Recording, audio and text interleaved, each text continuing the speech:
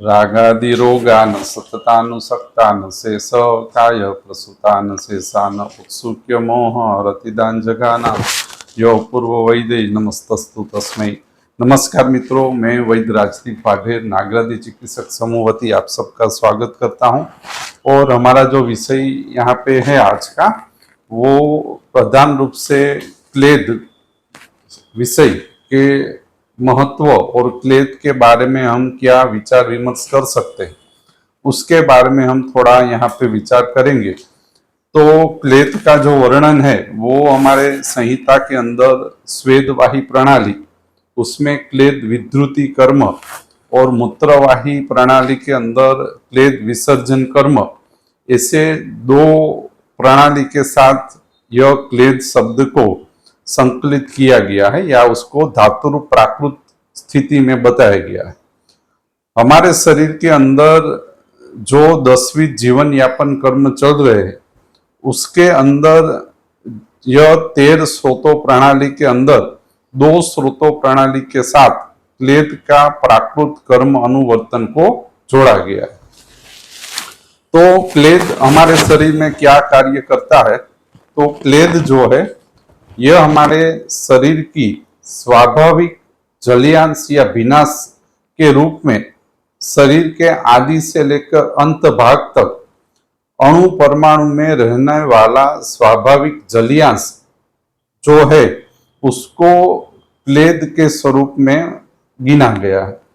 यानी कि हमारे शरीर के अंदर अंग आशय अवयव स्रोत प्रणाली का जो स्वाभाविक जलियांश धारणत्व तत्व है, यह स्वाभाविक जलियांश धारणत्व तत्व क्लेद के स्वरूप में गिना गया है। क्लेद जो है यह धातु के अनुवर्तन के साथ व्यवहार करता है।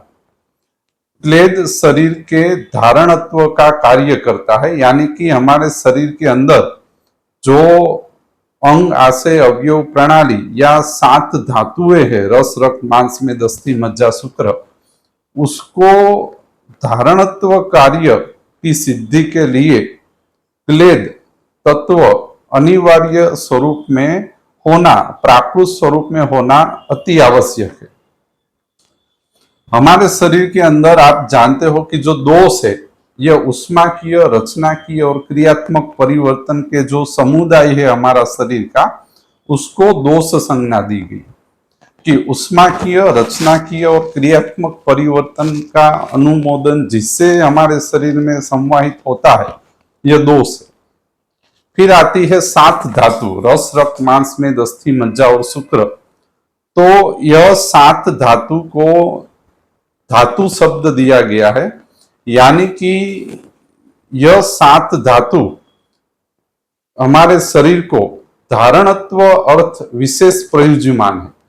यानी कि जो हमारे शरीर में 10वीं जीवन यापन कर्म चल रहे हैं, उसमें यह 7 धातु रस रक्त मांस मेद अस्थि मज्जा और शुक्र हमारे शरीर के या अवयव को धारणत्व हेतु विशेष प्रदान देती होने के कारण इसको धातु शब्द से अलग से उसको परिजुमान किया गया।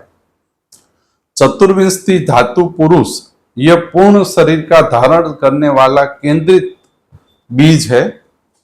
उसके विकार स्वरूप जो 7 धातु है, रस रक्त मांस मेद अस्थि मज्जा शुक्र, यह 7 धातु 16 विकार की ऐसी अवस्था है कि जिसमें सवीर्यता ज्यादा है, जिसके अंदर सारत्व, सहत्व और सामर्थ्य ज्यादा है, और वो धारणत्व को विशेष प्रदान करती है। इसीलिए इसको धातु शब्द से कहा गया है।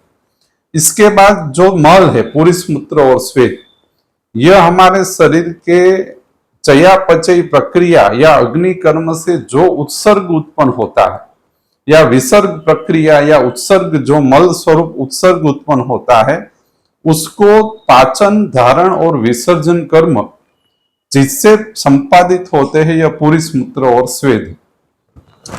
क्लेद कार्य का क्या कार्य है? तो क्लेद जो है यह हमारे शरीर के अंदर दोष, धातु और मल का जो कर्म अनुवर्तन होता है, यानी कि जो अग्नि कर्म हमारे शरीर के अंग आशय अवयव प्रणाली के अंदर जो अग्नि कर्म दोष धातु मल के स्वरूप में सतत अनुवर्तित होता है, उसके लिए जो माध्यम प्रदान करता है वो क्लेद है। बराबर। यह क्लेद तत्व अग्नि कर्म के स्वकर्म संवाहन हेतु माध्यम प्रदान करने का कार्य करता है। यानी कि दोष धातु मलों के स्वाभाविक अग्नि कर्म प्रवर्तन का माध्यम क्लेद बनता है, जो स्वाभाविक जलियांश और भिन्नांश के स्वरूप में अंग आशय अवयव प्रणाली के अंदर विद्यमान रहता है। क्लेद विषे बीजू कई पहला तो आटलू आपणे समझी। क्लेद एवं माध्यम छे जो अंग आशय अवयव प्रणाली को प्राकृत कर्म अनुवर्तन करने हेतु एक माध्यम प्रदान देता है, जिससे सहज रूप से कार्य संपादित हो। क्लेद की उत्पत्ति कहां से होती है? क्लेद की उत्पत्ति जलवाही या जलवाही यानी कि उदकवाही स्रोतों प्रणाली के प्राकृत कर्म अनुवर्तन से रस के द्वारा सार्वदेहिक आदि से अंत तक स्वाभाविक जलियांश की पूर्ति होती।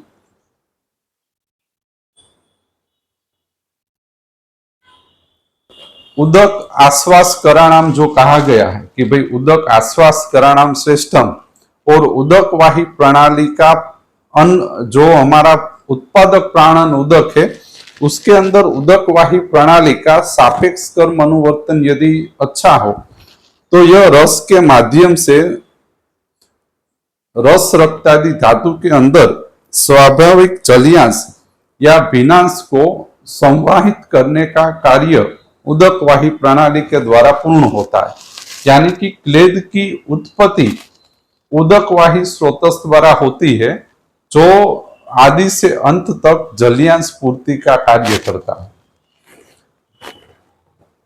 उदक वर्गीय धातु यह जलियांश को धारित करके उदक वर्गीय धातु रस, मांस, मेद, मज्जा, शुक्र, ओज, यह उदक वर्गीय जितनी भी धातु है, यह स्वाभाविक जलियांश को धारण करने में महत्तम अपना योगदान देती है।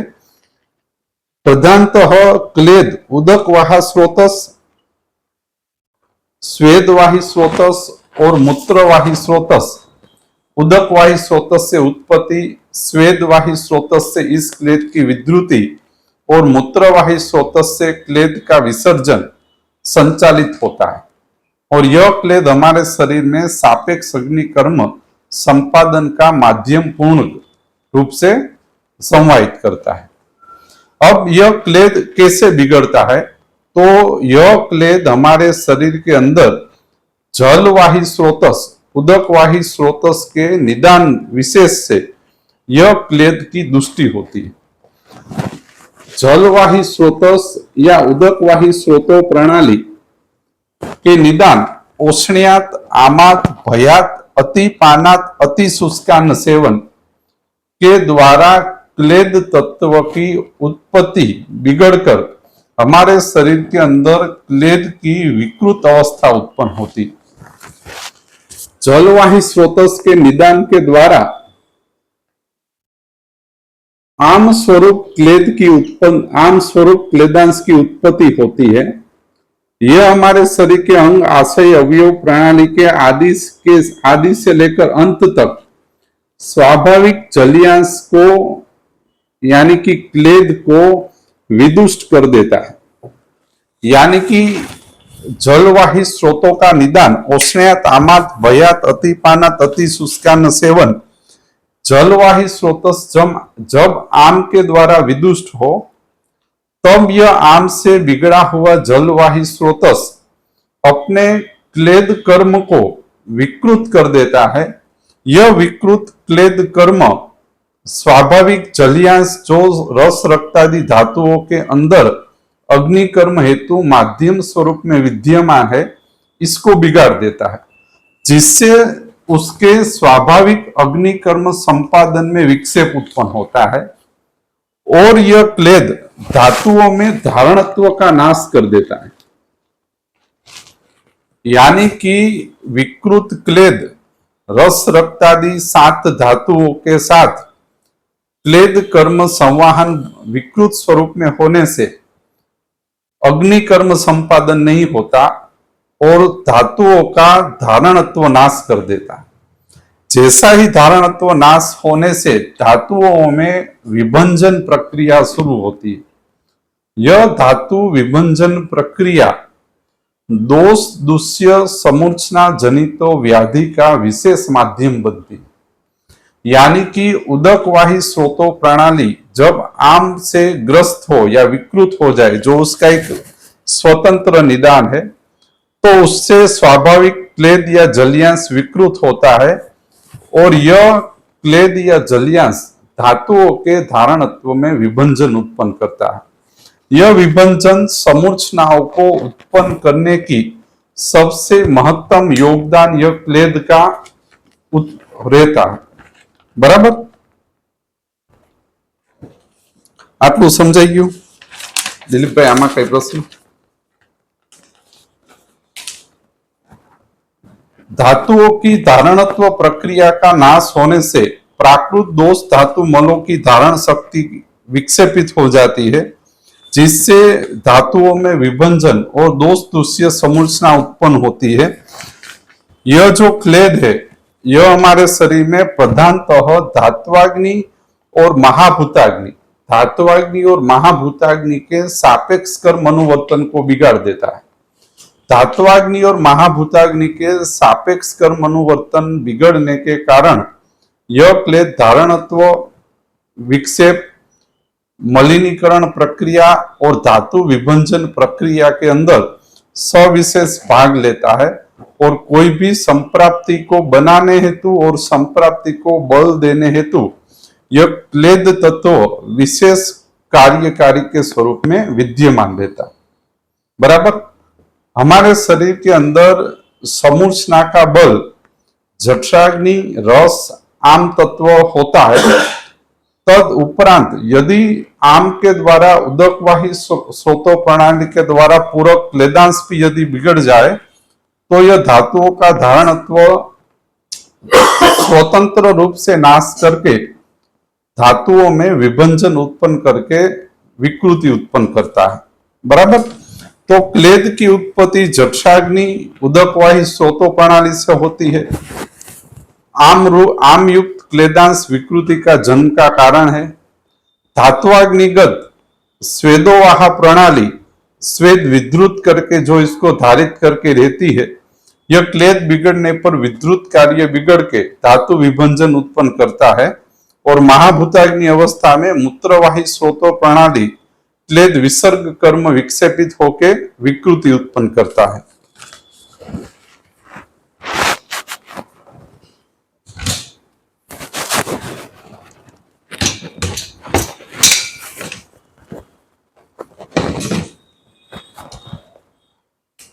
यह क्लेद जो है, यह हमारे शरीर के अंदर 2-3 प्रकार से विक्षेपित होकर उसकी विकृत अवस्था देखने को मिलती है। द्रवीभूत क्लेद, घनीभूत क्लेद और कोथ के द्वारा उत्पन्न होते कृमि। क्लेद की विशेष अवस्था व्याधि के अंदर देखने को मिलती है। यानी कि व्याधित अवस्था के अंदर क्लेद और क्लेदकरण प्रक्रिया बिगड़ने के महत्तम आसार हमें देखने को मिलते हैं। यह क्लेद हमारे शरीर के अंदर द्रवीभूत क्लेद और घनीभूत क्लेद के स्वरूप में विकृत होता है। द्रवीभूत क्लेद द्रव, पिच्छिल, स्थिर, स्निग्ध, पारदर्शक, योगवाही, विस्र, गुरु गुण द्रव्य स्वरूप रहता है। द्रवीभूत क्लेद अधिष्ठान में यह वायु के साथ मिलकर अरुण वर्ण को, पित्त के साथ मिलकर हरित रक्त वर्ण को और कफ के साथ मिलकर श्वेत वर्ण को धारित करता है। यानी कि यहाँ पे यह कहना चाहते हैं कि यदि क्लेद विकृत हो जाए तो यह उसके साथ संसर्ग में आने वाले दोष के स्वरूप में परिवर्तित हो जाता है। यानी कि वायु पित्त कफ, विकृत वात पित्त कफ जब विकृत क्लेद के साथ संसर्ग में आए तब विकृत क्लेद समुदाय दोषों के साथ मिलकर उस दोष को मलिनीकरण अवस्था में परिवर्तित कर देते। यानी कि संप्राप्ति को बल देने वाला यह क्लेद माध्यम बन जाता है। यानी कि वायु पित्त कफ के साथ मिलकर उसको मलिनीकरण अवस्था के अंदर पहुंचा देते हैं। दूसरा आता है घनीभूत क्लेद। द्रवीभूत क्लेद जो है यह जठराग्नि और धात्वाग्नि से उत्पन्न होता है। द्रवीभूत क्लेद में दोषों की मलकरण प्रक्रिया विशेष स्वरूप में होती है और यह अति प्रवृत्ति और संग प्रकारे स्रोतोदुष्टि का विशेष कारण है। द्रवीभूत क्लेद में जठराग्नि और धात्वाग्नि बिगड़ती है। अति प्रवृत्ति और संग स्वरूप स्रोतोदुष्टि का विशेष कारण द्रवीभूत क्लेद है और यह द्रवीभूत क्लेद की विकृति यदि ज्ञात हो तो उसमें जठराग्नि और धात्वाग्नि का योग्य कर्म अनुवर्तन हमें करवाना चाहिए। घनीभूत क्लेद यह रचनात्मक विकृति है क्लेद की। इसमें घनत्व और क्रिस्टल स्वरूप क्लेद उत्पन्न होता है। अस्मरी यह क्लेद का ही एक स्वरूप है, सिक्ता स्वरूप में उत्पन्न होता है। यह संग शिरा ग्रंथि जाल और विमार्ग गमन का कारण बनता है। कोई भी अधिष्ठान में जब क्लेद घनीभूत स्वरूप में हो जाए तो यह स्रोतो प्रणाली के अंदर शिरा ग्रंथि जाल, विमार्गीकरण और संगीकरण का कारण बनता है। यह घनीभूत क्लेद अंग आशय अवयव स्रोतो प्रणाली में व्याधित अवस्था उत्पन्न करने की महत्तम अवस्था उत्पन्न करता है। यानी कि मलिनीकरण दोषों को अधिष्ठान के साथ समुच्चित कर देने के साथ घनीभूत कर देना, समुच्चित और घनीभूत कर देना यानी कि रचनात्मक लीन समुच्चित दोष अवस्था व्याधिकरण अवस्थाમાં ઘનીભૂત ક્લેદનું વિશેષ યોગદાન હોય। કોઈ भी વ્યાધિની અંદર આ ક્લેદની દ્રવીભૂત ઘનીભૂત અવસ્થા ઉપરાંત જો એમાં કોથ કે સડો થાય તો એમાંથી કૃમિ જન્મ થાય। કોઈ પણ વ્યાધિ સંગ્રહમાં કાલાંતરે જો કોથ થાય એની સંપ્રાપ્તિ અધિષ્ઠાનોમાં તો ત્યાં કૃમિ જન્મ થાય। ક્લેદના વિશેષ વ્યાધિ સંગ્રહ। હવે જો ક્લેદના ગ્રહણી, પ્રમેય, કુષ્ઠ, વ્રણ, દુષ્ટવ્રણ, પ્રતિશ્યાય, શોથ, ઉદ્ધવજતુર્ગત રોગ, યોનિ વ્યાપદ, કેન્સર, સ્લીપદ આદિની અંદર વિશેષતઃ ક્લેદને દુષ્ય તરીકે સ્વીકારવામાં આવ્યું કે આમાં ક્લેદનો વિશેષ આવિર્ભાવ એટલે સંપ્રાપ્તિના અધિષ્ઠાનો નો સાથે ક્લેદ તત્વની વિશેષ વિકૃતિ હોય। સંપ્રાપ્તિના અધિષ્ઠાનો સાથે ક્લેદ તત્વની વિશેષ વિકૃતિ આપણને જ્ઞાત કેમ થાય તો ઉદકવાહી સ્રોતો દુષ્ટિના લક્ષણો પોઝિટિવ મળે। બરાબર, ઓસણિયા, તામાત, ભયાત, અતિપાનાત, અતિશુષ્કાન નિદાન સેવન મળે। મુખ, તાલુ, ઓષ્ઠ, કંઠ, ક્લોમ, શોષની સતત પેશન્ટ ફરિયાદ કરે એટલે પેશન્ટને ગ્રહણી હોય ત્યાં લગીને આપણને કઈ વાંધો નથી, મૂળ ઉપદ્રવ મલ પ્રવૃત્તિ ભલે થયા રાખે, પણ જો પેશન્ટ એમ કે મને મુખ, તાલુ, કંઠ, ઓષ્ઠ, ક્લોમમાં શોષ ઉત્પન્ન થાય છે તો આ ગ્રહણી વિશેષ તીવ્ર ભયંકર અવસ્થા ઉત્પન્ન કરવા સમર્થ થાય। એમાં પેશન્ટ ગુજરી પણ જાય કારણ કે આમાં ક્લેદ તત્વ હવે ઇન્વોલ્વ થઈ ગયું। ક્લેદ તત્વ એટલે અગ્નિકર્મ માટેનું એવું માધ્યમ કે જે અગ્નિકર્મ સંપાદનનું માધ્યમ પૂરું પાડે। હવે જ્યારે માધ્યમ જ બગડવા માંડે એટલે પુષ્કળ ધાતુ વિભંજન થાય। જેવું મોટી અવસ્થામાં ધાતુ વિભંજન ચાલુ થાય એટલે પેશન્ટ સિરિયસ ગંભીર અવસ્થામાં પહોંચી જાય। હવે માની લો પ્રમેય થાય, પ્રભુત આવેલ મૂત્રતામાં આપણને કોઈ વાંધો નથી। પ્રમેય થાય સાથે જો ઉદકવાહી સ્રોતો પ્રણાલી ના લક્ષણો જન્મે છે તો આ તમને સ્પષ્ટ ઇન્ડિકેશન છે કે શરીરની અંદર ક્લેદ તત્વ यहाँ आम जे मैं तमने आगळ एक संप्राप्ति व्याख्यान करवानी कोशिश करी ई संप्राप्तिनो अहींया जन्म थयो छे एवो ख्याल आवे। जो उदकवाही स्रोतोना ज खाली लक्षण मळता होय तो मात्र जठराग्नि उदकवाही स्रोतो प्रणाली अने आमनी ज सारवार करवानी। आमां लख्युं जठराग्नि उदकवाही स्रोतो प्रणाली सापेक्ष अने आमनी सारवार जे ते व्याधि साथे करवानी। ग्रहणी चिकित्सित तो हाले ज छे, ग्रहणी चिकित्सा उपक्रम चलाववाना साथे क्लेदग्न उपचारो मिश्रित करवा। समझी गया? प्रमेय सारवार लागू करवानी पण विशेष क्लेदग्न उपचारो मिश्रित करवा। हवे मान ल्यो धातुगत क्लेद बगड़ो छे तो तमने स्वेदोवाही प्रणाली अने मेद दृष्टिना लक्षणो मळशे। એટલે સ્નેહ સ્વેદ કર્મની વિકૃત અવસ્થા તમને જોવા મળે। સ્વેદોવાહી પ્રણાલીના વિકૃતિના લક્ષણો, મેદોવાહી પ્રણાલી વિકૃતિના લક્ષણો, સ્થોલ્ય અને અષ્ટોનિંદતીયના લક્ષણો જો જોવા મળે તો તમારે આ રોગની સાથે ધાતુગત ક્લેદ પ્રાકૃત અવસ્થામાં પહોંચે એના ઉપચારો કરવા। જેમાં મેદમાં સ્થોલ્યવત ઉપચારો મિશ્ર કરવા। स्वेदवाही प्रणाली में एवं लख्યું કે જ્વરવત ઉપચારો મિશ્ર કરો। बराबर। महाभूताग्नि अनुवर्तन એટલે મૂત્રવાહી પ્રણાલી વિક્ષેપિત જોવા મળે તો તમારે મહાભૂતાગ્નિના મૂત્રવાહી પ્રણાલીના ક્લેદગ્ન ઉપચારો અને મૂત્રવાહી સ્રોતો પ્રણાલીના સાપેક્ષ અનુવર્તનના ઉપચારો જે તે વ્યાધિ સાથે સંકલિત કરવા પડે। બરાબર। આટલું આપણે આ યાદ રાખવાનું। જઠરાગ્નિ, ધાત્વાગ્નિ, મહાભૂતાગ્નિના ઉદક, સ્વેદ અને મૂત્રવાહી પ્રણાલીના લિંગ સંગ્રહની દૃષ્ટિ ઉપરથી જ તમને ક્લેદ વિકૃતિનો ખબર પડે। ક્લેદના વ્યાધિ કુષ્ઠ, વ્રણ, દુષ્ટ વ્રણ, પ્રતિશ્યાયી, શોથ, ઉદ્ધવ જત્રુગતા એવા રોગો છે કે જેમાં ક્લેદ વિશેષ વિકૃત જોવા મળતો હોય છે। એટલે અહીંયા આ વ્યાધિ સંગ્રહ અલગથી લખ્યા। योनि व्यापक, उद्ध्व जत्रुगत रोग, शोथ, प्रतिशय बधे क्लेदना रोगो। बराबर। एने तमे जठराग्नि, धात्वाग्नि, महाभूताग्निमां विभाजित करो अने जो प्रणाली विदुष्ट मळती होय तो क्लेदग्न उपचारो लागू करो। क्लेदग्न द्रव्य संग्रह हरितकी, बिभीतकी, आम्लकी, विडंग, कठ, वज, हरिद्रा, दारू हरिद्रा, गिलोय, चित्रक, गौमूत्र, भल्लातक, कायफळ, शिलाजीत, चणकबाग आ प्रचलित क्लेदग्न द्रव्य संग्रह छे के जेने आ व्याधिओनी अंदर एनी सारवार साथे क्लेदग्न कर्म संपादित हेतु वापरवामां आवे।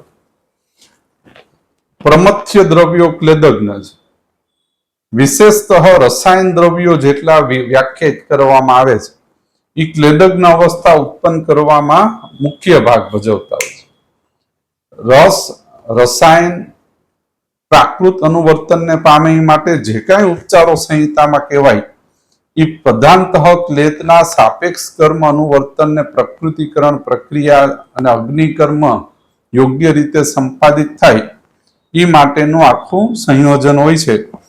तो क्लेद तत्व मुख, तालु, कंठ, ओष्ठ, क्लोम, शोष, स्वेदोवाही स्रोतो दृष्टि, अस्वेद, अतिस्वेद, पारुष्य, कंडू आना उपरथी स्वेदोवाही स्रोतो दृष्टि अने मूत्रवाहीमां अतिमूत्रता, कुच्छ मूत्रता, सवेदना, प्रभुताविल मूत्रता जो रोगीनी अंदर कोईपण व्याधिमां जोवा मळे ते क्लेद दृष्टिनी व्याख्यान छे ने एमां तमारे क्लेदग्न उपचार विशेष करवा पड़शे। बराबर। એટલે આમ પાચનથી શરૂ થાય ને ક્લેદગ્નતા સુધી પહોંચવાનું થાય। તો અહીંયા આપણે ક્લેદ વિચાર મૂક્યો જે બધા જ રોગ સંગ્રહમાં સામાન્ય રૂપથી લાગુ થાય। બરાબર। તો આ ક્લેદ વિશેષ મહત્વ ધરાવે છે પોતાની વિશિષ્ટતાને લીધે કારણ કે એની પાસે ધાતુ વિભંજનનું સામર્થ્ય છે। કોઈ પણ પેશન્ટ વગર નિદાન સેવને એકાએક सीरियस थी जाए एनु कारण एना शरीरनो अग्नि, आम अने क्लेद तत्व जवाबदार। कोईपण पेशंटनी अंदर अग्नि, आम ने क्लेदनी स्थिति केवी छे एना उपरथी पेशंटनुं व्याधि समत्व ની સ્થિતિ આંશિક તમને ખ્યાલ આવે. ભલે હવે નેક્સ્ટ લેક્ચરમાં આગળ આપણે બીજું જોશું.